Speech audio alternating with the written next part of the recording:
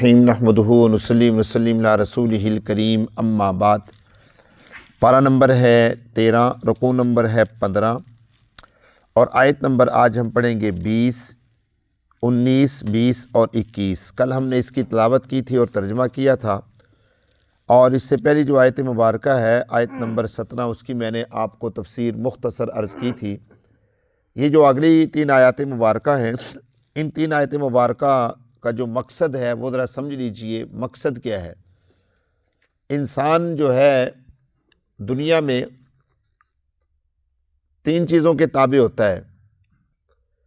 اگر انسان کو اللہ تبارک و تعالی ہدایت عطا فرما دے تو انسان قرآن و سنت کے مطابق زندگی گزارتا ہے اور اپنے اکابر یعنی نبی محترم صلی اللہ علیہ وسلم، حضرات صحابہ کرام، تابعین، تبع تابعین، فقہاء اور محدثین کی اتباع کرتے ہوئے اپنے آپ کو قرآن و سنت کے مطابق زندگی گزارنے کی کوشش کرتا ہے۔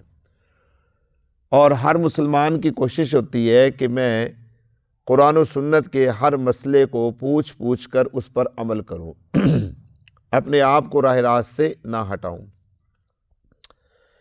اور ایک میں دوستو انسان ہے جو اپنے آباء و اجداد کی تقلید کرتا ہے، اپنے رشتہ داروں کی تقلید کرتا ہے۔ وہ یہ سمجھتا ہے کہ جو میرے قبیلے والے کریں گے وہ میں کروں گا، اور جو میرے قبیلے والے کریں گے وہ ٹھیک ہوگا، جو کوئی اور کرے گا وہ کیا ہوگا؟ غلط ہوگا۔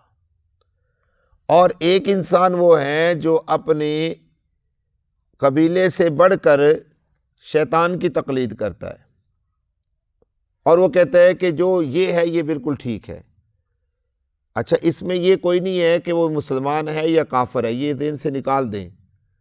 ابھی فی الحال ذہن میں بحیثیت انسان سوچیں، یہ ذہن سے نکال دیں کہ وہ مسلمان ہے یا کافر ہے، کیونکہ شیطان کی تقلید جو ہے وہ مسلمان بھی کر رہا ہے، شیطان کی تقلید جو ہے وہ کیا ہے؟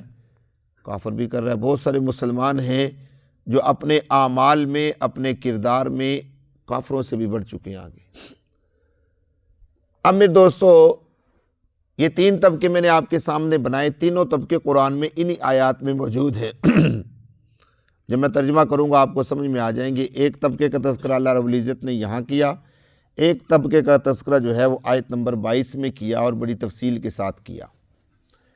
اچھا، جو لوگ قرآن و سنت پر عمل کرتے ہیں، اپنے بزرگوں کی بات مانتے ہیں، اکابر کی بات تسلیم کرتے ہیں، ان کے ساتھ جو مکالمہ ہوگا وہ کس کا ہوگا؟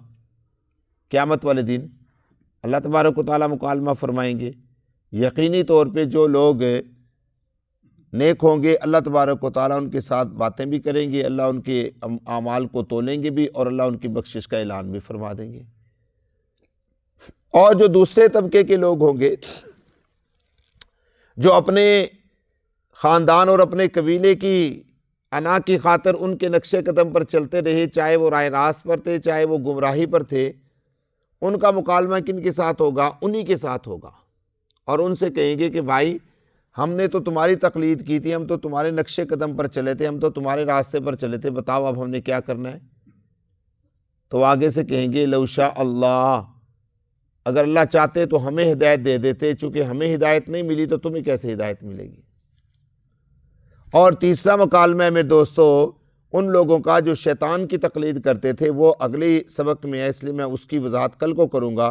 اب ذرا ان آیات کا ترجمہ دیکھیے اور سمجھیے کہ کیا اللہ تبارک و تعالیٰ فرما رہی ہے۔ اللہ رب العزت نے فرمایا، پہلے تمہید بیان فرمائی، ذہن بنایا لوگوں کا۔ کیا بنایا؟ الم تر ان اللہ خلق السماوات والارض بالحق، کیا نہیں دیکھا آپ نے کہ بے شک پیدا کیا اللہ نے آسمانوں کو اور زمین کو بالحق، حق کے ساتھ، بالکل ٹھیک پیدا کیا اللہ رب العزت۔ کوئی انسان اللہ کی بنائی ہوئی تخلیق میں غلطی نہیں نکال سکتا، جو مرضی ہو جائے۔ اچھا، آپ کو ایک اور بات بتا دوں، ایک جملہ ہمارے ہاں بولا جاتا ہے میرے دوستو، شاید ہمارے زبان پر بھی وہ جملہ آتا ہو یا عام طور پہ آپ نے سنا ہوگا، وہ جملہ بولا جاتا ہے، اگر کوئی شخص آپ کے سامنے ایسا لفظ بولے تو اس کو بالکل سختی کے ساتھ منع فرمائیں۔ کیا بولتے ہیں بھلا؟ ظلم خدا کا بولا جاتا ہے نا۔ یہ ظلم خدا کا جملہ کفریہ ہے۔ اللہ تبارک و تعالیٰ کبھی بھی انسان پر ظلم نہیں کرتے۔ ایکسیڈنٹ ہو گیا یا کوئی انسان آپ نے ایسا دیکھا جس کا تالو ہونٹ کٹا ہوا، تالو کٹا ہوا، ٹیڑھا منہ ہے، عام طور پہ ہمارے ساتھ جو بیویاں ہوتی ہیں ان کی زبان سے نکل جاتا ہے ہائے ظلم خدا کا۔ یہ جملہ کفریہ ہے، اس سے خود بھی گریز کرنا چاہیے اور جو کہے آپ کے سامنے اس کو بھی کیا کرنا چاہیے؟ منع کرنا چاہیے۔ تو کیا فرمایا؟ اللہ تبارک و تعالیٰ نے آسمانوں اور زمین کو بالحق، حق کے ساتھ پیدا کیا ہے۔ اللہ نے کوئی چیز غلط پیدا نہیں کی ہے۔ دنیا میں جتنی بھی چیزیں ہیں وہ بالکل ٹھیک ٹھیک ہے۔ جس کو اندھا بنایا ہے اس کو اندھے کو اندھا پن صحیح عطا کیا اللہ نے۔ ہم نہیں کہہ سکتے کہ یار اس کے پاس بینائی ہوتی تو یہ کرتا، نہیں۔ اگر کسی کا بازو ٹیڑھا بنایا ہے تو اللہ نے صحیح بنایا، کیا پتہ اس کا بازو سیدھا ہوتا وہ کتنے لوگوں پر ظلم کرتا۔ اگر کسی کو ٹانگوں سے معذور کیا ہے تو وہ اللہ کی ترتیب ہے، اللہ نے بالکل صحیح بنایا اس کو۔ ہاں ہمیں کیا حکم ہے؟ جو کام ہمارے کرنے کا نا وہ ہم نہیں کرتے، جو کام ہمارے کرنے کا وہ ہم نہیں کرتے۔ رسول اللہ صلی اللہ علیہ وسلم ارشاد فرماتے ہیں کہ جب تم کسی کو کسی بھی پریشانی اور مصیبت میں مبتلا دیکھو، کسی کو کسی بھی پریشانی اور مصیبت میں مبتلا دیکھو تو یہ دعا پڑھ لیا کرو، الحمدللہ الذی عافانی مما ابتلاک بہ وفضلنی علی کثیر ممن خلق تفضیلا۔ تمام تعریفیں اس اللہ کے لیے ہیں جس اللہ نے مجھے اس بیماری سے بچایا جس بیماری میں یہ بیچارہ مبتلا ہے، اور شکر ہے اس رب کا جس نے مجھے لوگوں میں سب سے اچھا پیدا فرمایا، مجھے فضیلت عطا فرمائی۔ رسول محترم فرماتے ہیں کہ جو شخص کسی بیمار کو، کسی پریشان کو، مصیبت زدہ کو دیکھ کر یہ دعا پڑھ لیتا ہے، اللہ اس کو اس بیماری سے محفوظ فرما دیتے ہیں۔ یہ کام ہمارے ذمہ ہے جو ہم نے کرنا ہے، یہ ہم کرتے نہیں ہیں۔ تو کیا فرمایا کہ اللہ نے حق سچ پیدا کیا۔ ان یشاء یذہبکم، اگر چاہیں اللہ تبارک و تعالیٰ تو تمہیں لے جائیں، اگر اللہ چاہیں تو تمہیں کیا جائیں؟ لے جائیں۔ وَيَأْتِ بِخَلْقٍ جَدِيدٍ، اور لے آئیں تمہاری جگہ پر کوئی نئی مخلوق۔ کیا مطلب ہے؟ کہ تم جو آسمان اور زمین کو دیکھ کر یہ کیا کہتے ہو، اس کو اٹکل پچو چلاتے رہتے ہو، اندازے لگاتے رہتے ہو کہ یہ خدا ہے، یہ خدا ہے، یہ خدا ہے، آسمان کو خدا مان لیا، سورج کو، یہ تو اللہ کی مخلوق ہیں۔ اگر تم یہ کام کرو گے تو پھر اللہ تمہیں لے جائے گا، کوئی اور لے آئے گا مخلوق جو اللہ کی عبادت کرے گا، یہ مطلب ہے اس کا۔ وَبَرَزُوا لِلَّهِ، اور کیا کہتے اس کو، وَمَا ذَلِكَ عَلَى اللَّهِ بِعَزِيزٍ، اور یہ اللہ پر مشکل نہیں ہے۔ یہ تمہید بیان کرنے کے بعد میں دوستو اللہ رب العزت نے آگے فرمایا وَبَرَزُوا لِلَّهِ جَمِيعًا، ذرا غور کیجئے گا، اب یہ ترجمہ ذرا غور سے دیکھیں۔ وَبَرَزُوا لِلَّهِ جَمِيعًا، اور وہ ظاہر ہوں گے سارے کے سارے اللہ کے سامنے۔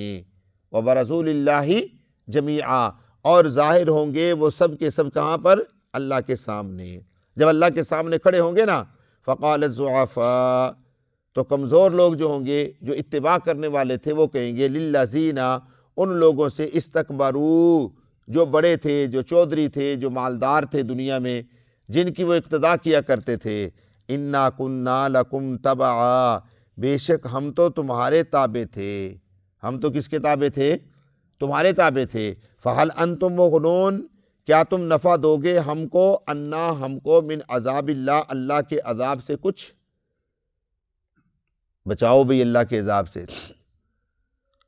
اس میں ہر وہ جماعت اور ہر وہ پارٹی اور ہر وہ چیز آ جاتی ہے جو دین سے ہٹ کر ہے میرے دوستو۔ جن لوگوں نے دین سے ہٹ کر دنیا کے نقشے قدم پر چلنے کے لیے کسی کی تقلید کی ہے، کل قیامت میں وہ اس سے کہے گا کہ اب میری بخشش کروا۔ ہم جو اندھا دھند کسی کے پیچھے پڑ جاتے ہیں نا، بلا دیکھے، بلا سوچے سمجھے، وہ یہ سب کچھ اس کے اندر کیا شامل ہے؟ برادری ازم اس کے اندر شامل ہے، خاندانی ازم اس کے اندر شامل ہے، قبیلے اس کے اندر شامل ہیں، علاقے اس کے اندر شامل ہیں، اور جن علاقوں کے اندر چودراہٹ ہے اور چودھریوں کے لوگ تابع ہوتے ہیں، کئی مرتبہ کہہ دیتے ہیں نا، چوری صاحب نماز پڑھ لو، خیر ہے تیری میں بخشوال ایسا، چل تو کام تلک، یہ سارا اس کے اندر شامل ہے۔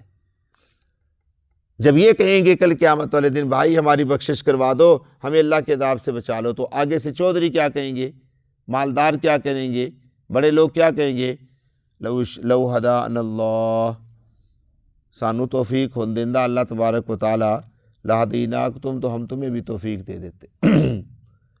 جب ہمیں توفیق نہیں ملی تو تمہیں توفیق کیا ملے گی؟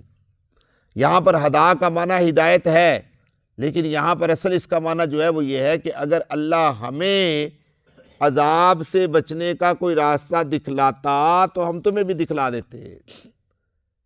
بات نہیں سمجھے؟ ہم قیامت والے دن اب اللہ کی بارگاہ میں کھڑے ہیں، اگر اللہ ہمیں قیامت والے دن اس دن کہیں گے کہ اگر اللہ ہمیں عذاب سے بچنے کا کوئی راستہ دکھلاتا تو ہم تمہیں بھی دکھلا دیتے، راستہ ہی نہیں ہے۔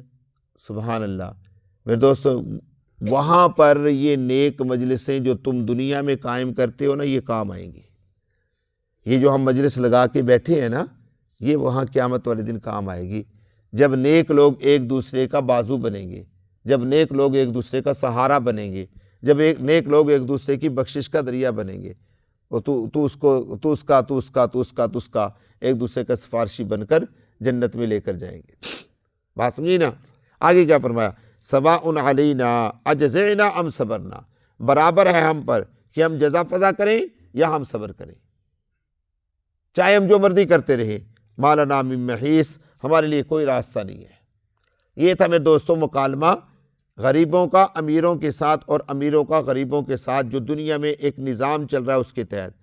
آگے جو آیات مبارکہ ہے اس میں شیطان کا تعلق ہے، شیطان مکالمہ کرے گا، اور شیطان تو اتنا بھی نہیں کہے گا، شیطان تو پنجابی کہندے نے بھاجے گا اٹھ کے، شیطان کہے گا جاؤ بھی، میرا تمہارے ساتھ کوئی کنیکشن نہیں ہے۔ یہ انشاءاللہ کل کی مجلس میں عرض کریں گے۔ اللہ مجھے اور آپ کو فہم نصیب فرمائے۔